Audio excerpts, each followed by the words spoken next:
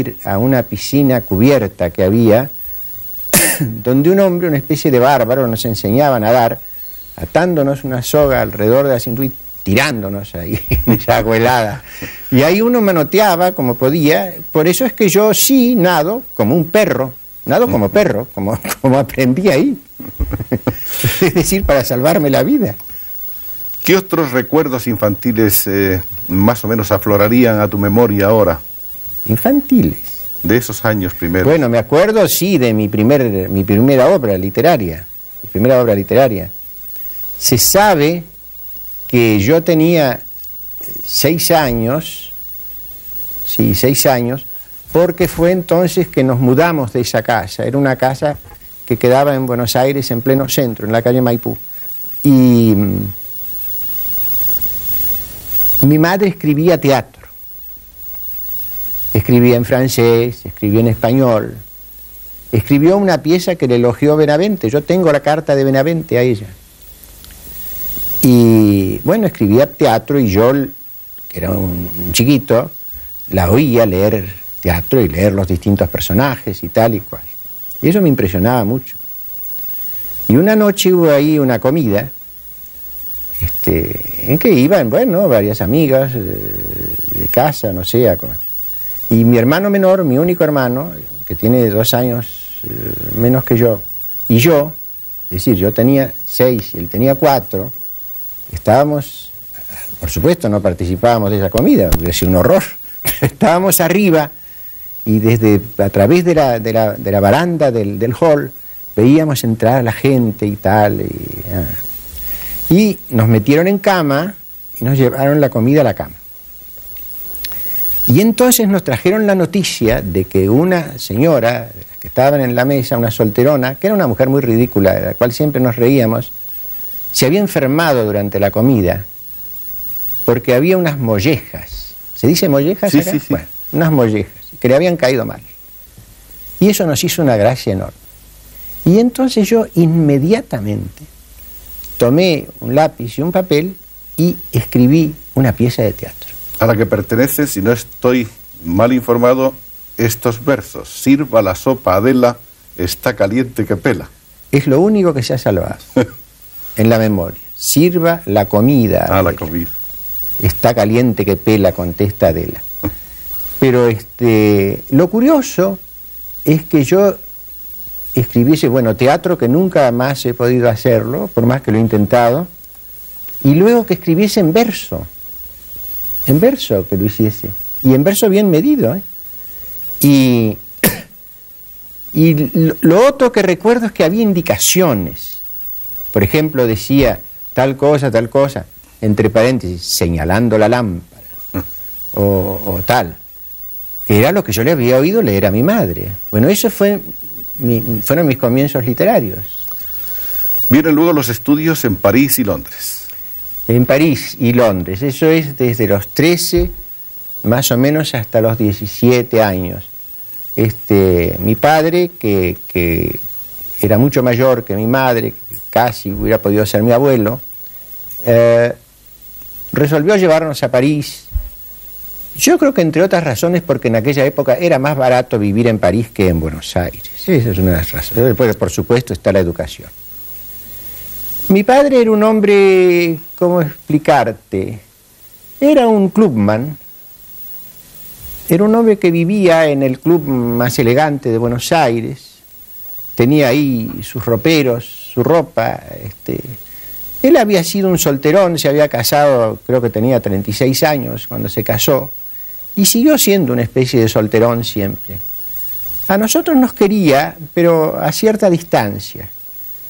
Y bueno, nos llevó a París, nos puso a pupilo en el colegio, a mi hermano y a mí. Y ahí, sí, esos años fueron muy útiles para mí, porque ahí aprendí casi todo lo que sé, en verdad. Lo poco que sé de verdadero, lo he aprendido ahí en París, es decir, los clásicos franceses, el poco latín que sé, todo eso viene de ahí. En Londres ya no fue lo mismo. En Londres tuvimos un tutor, vivíamos en casa del tutor. Vivimos un poco menos de un año. Pero eso nos sirvió, aprendimos los idiomas muy bien. De tal manera que hasta escribiste poemas y ensayos en francés. En francés, yo escribía en francés como escribo en español, sí, en una época. Yo me pregunto si ahora podría, yo creo que sí, con algún esfuerzo. Inclusive se nos produjo la disyuntiva de que yo fuese, con el andar del tiempo, un escritor francés, en vez de un escritor de nuestra lengua. Porque cuando yo tenía cerca de 17 años, mi padre nos convocó y nos dijo, bueno, ahora podríamos volver a la Argentina. Yo no quiero asumir la responsabilidad del futuro de ustedes. Si uno de ustedes decide que nos vayamos a la Argentina, nos iremos. Si los dos dicen que nos quedemos aquí, nos quedaremos. Yo, que era el mayor,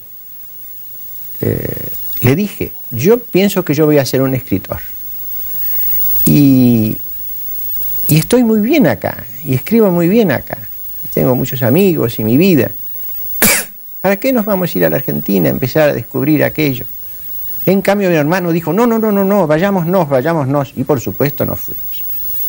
La consecuencia fue que mi hermano hace 26 años que vive en los Estados Unidos, donde es periodista en la United Press. Vivió antes un año entero en el Japón, vivió otra vez anterior en los Estados Unidos. En la Argentina ha vivido muy poco, pero a mí me hizo fondear allá.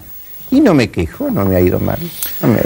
La vuelta a la Argentina fue en 1928, allí se termina el bachillerato, se empieza a estudiar Derecho, se abandona Derecho en el año 32. Sí, yo no tenía ninguna vocación, absolutamente ninguna vocación.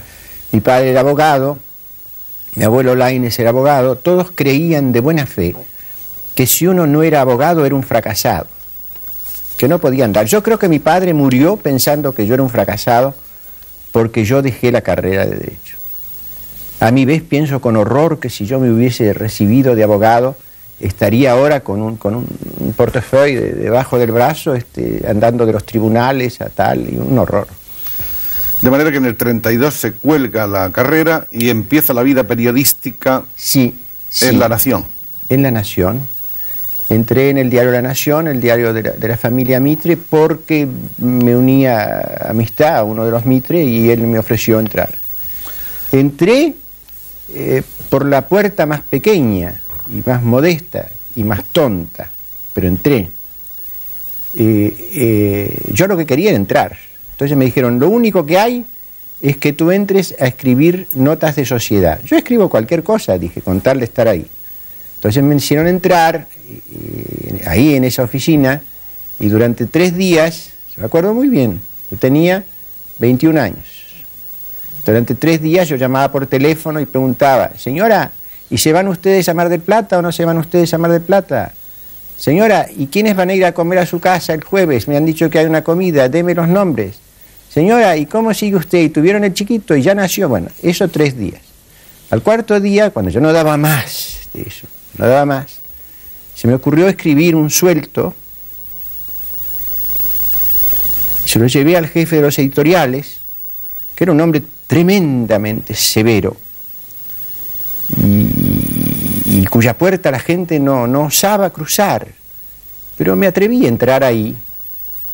Era un hombre que tenía un quiste acá, decían que se lo ponía acá para escribir, pero un hombre terrible. Y este hombre me recibió y me dijo, ¿qué quiere usted? Ve usted, yo he escrito esto, en fin, bueno, déjelo usted ahí. Y después me mandó la prueba, yo ya lo vi impreso, cosa que me impresionó mucho.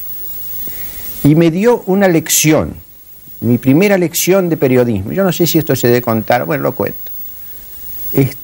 Me enseñó este hombre que hay que tener mucho cuidado con los títulos cuando se hace un artículo.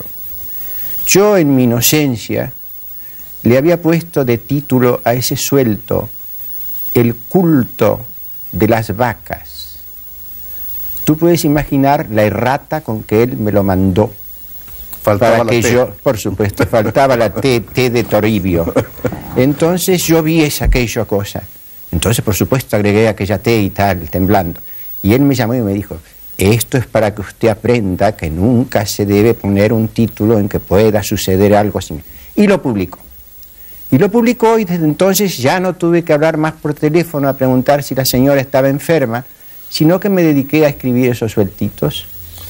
Ahí empieza realmente, es el punto de partida de una carrera literaria que había de ser brillantísima y de una carrera periodística igualmente importante. Y que trae, por cierto, del brazo otra cosa que ha sido una constante en la vida de Manucho, que han sido los viajes.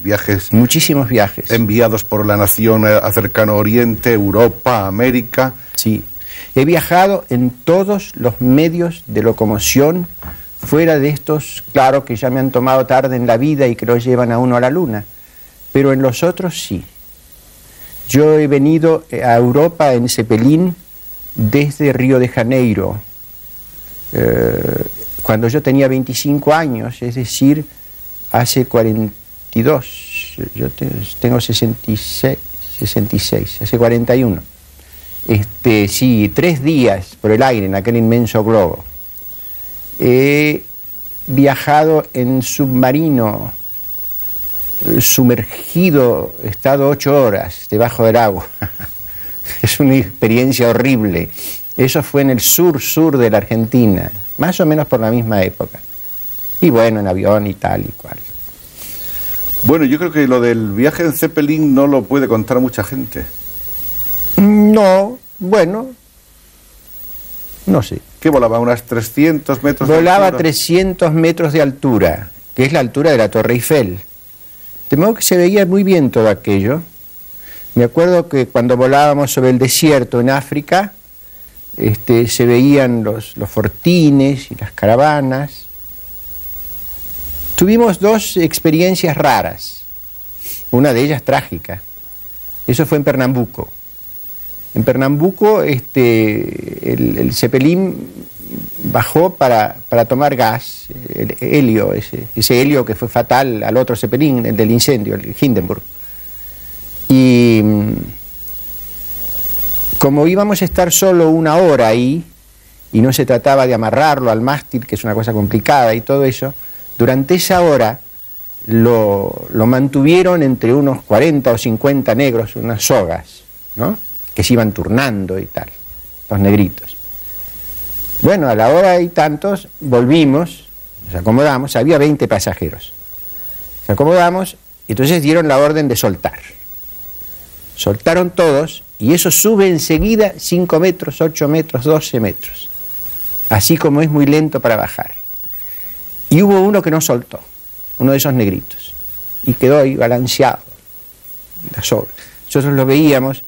Le tiraron unas escaleras, unas especies de arpones, no daban con él, y el pobre negrito se estrelló. Eso fue en Pernambuco. Y en Larache, en el Larache español, ahí era donde el Zeppelin arrojaba las bolsas de correspondencia que iban hacia Francia, bueno, no sé, se dividían, porque nosotros íbamos a Alemania. Y entonces ahí había un avioncito que estaba esperando para llevar la parte de correspondencia que iba al otro lado de Europa. Y entonces los tiraban con paracaídas, estas 2 bolsas. Había ahí un hombre que era el que se ocupaba de todo, una especie de maître d'hôtel y de ama de llaves y de lo que fuera, que se llamaba Hercubis, que lo estoy viendo, con la cosa nazi, por supuesto, ¿no? Esto es el año 35.